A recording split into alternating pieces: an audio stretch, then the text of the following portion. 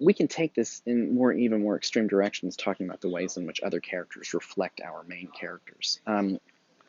One thing to point out is that right at the beginning of the movie, one of the neighbors puts out a bird on a cage. On a cage? Let's try that again. A bird in a cage.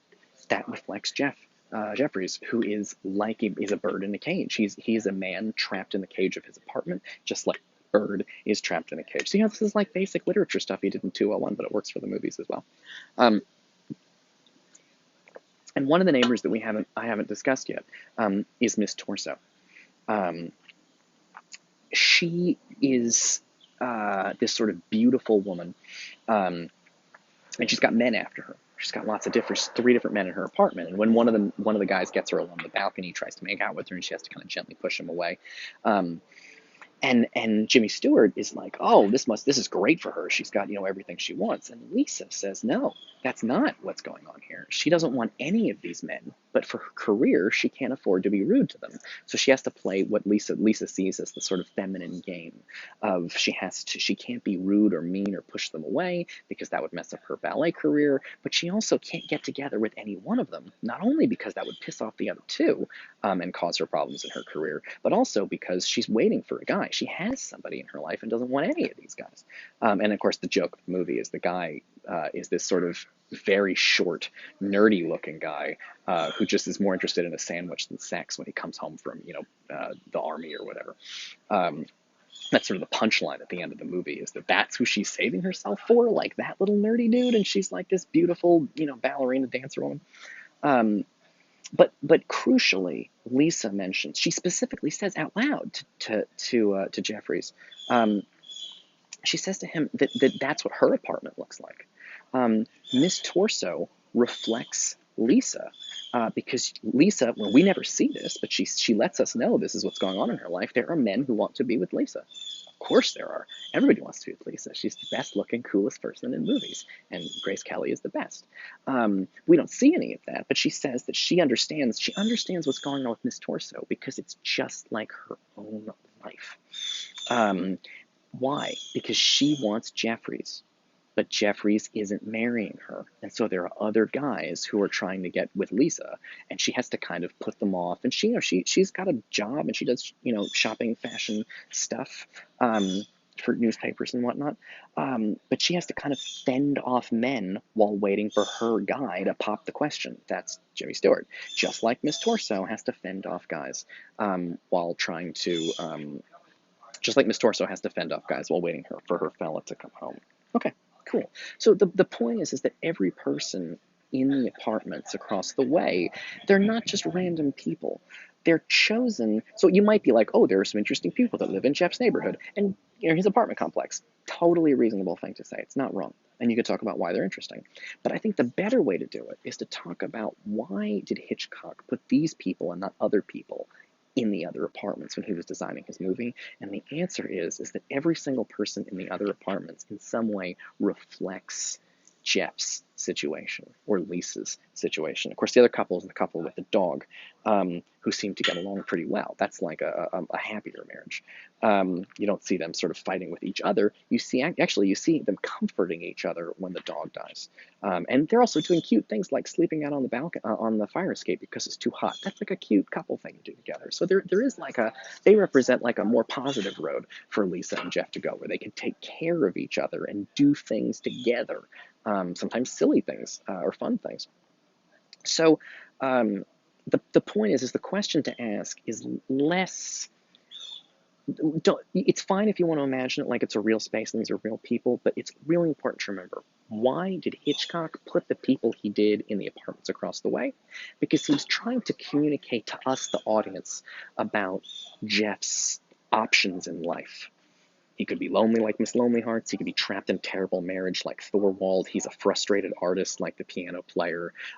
Lisa's fending off guys when she's trying to wait for the fellow that she really loves. And that each person reflects in some way what's going on. Oh, and the newlyweds, the sort of idea of can a man sexually satisfy a woman enough, or is she too much for him? Lisa does sometimes seem to be too much for Jeffries, particularly with his injuries, and we'll talk about that coming up. But it's a big thing for thinking about it's a really useful way of getting away from the lower level film stuff, which is where you just talk about it as if it was an alternate reality and this is all real.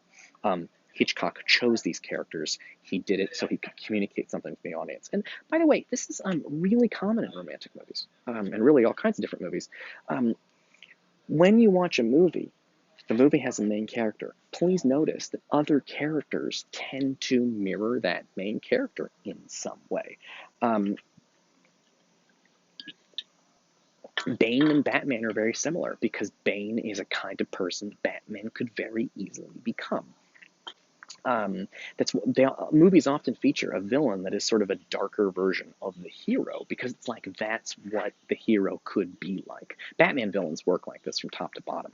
Every Batman villain reflects some aspect of Bruce Wayne. So, for example, the Joker there's different versions of the story, obviously, because the comics and the movies and the TV shows and all this stuff, but just to do some quick ones.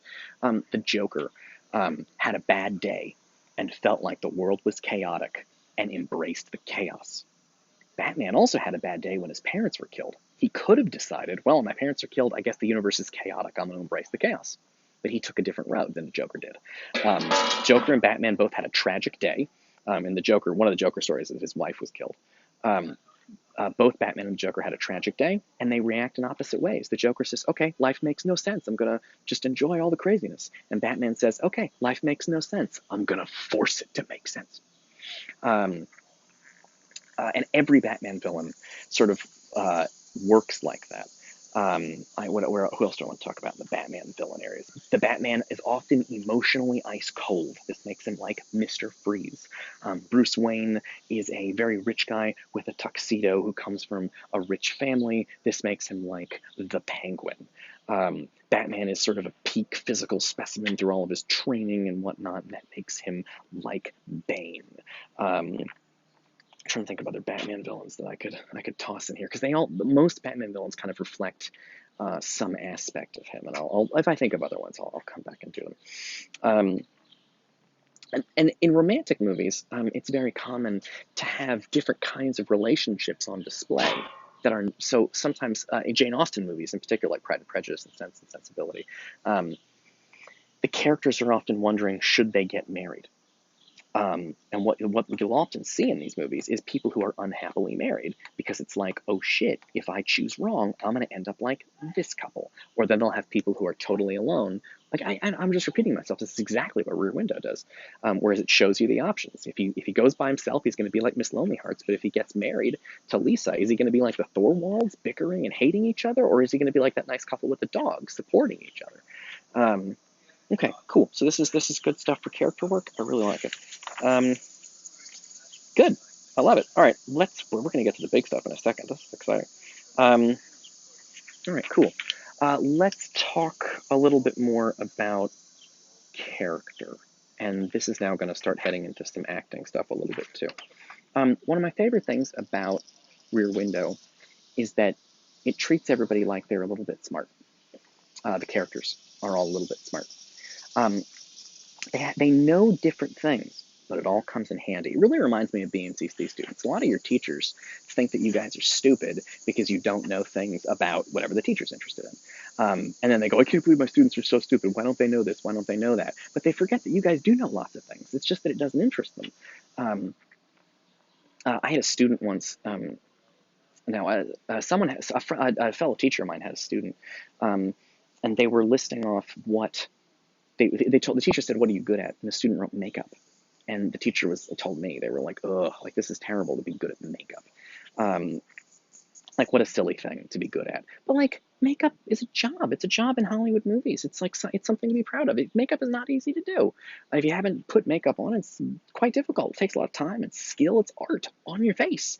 And it's a tricky kind of art because it's supposed to not look like art. It's supposed to look real natural. If you do it right, nobody should notice it. You don't want you don't want to show up to a party and people go, wow, you're wearing a lot of makeup. Like that means you fucked something up. It's supposed to kind of blend in naturally with the skin. It's tricky.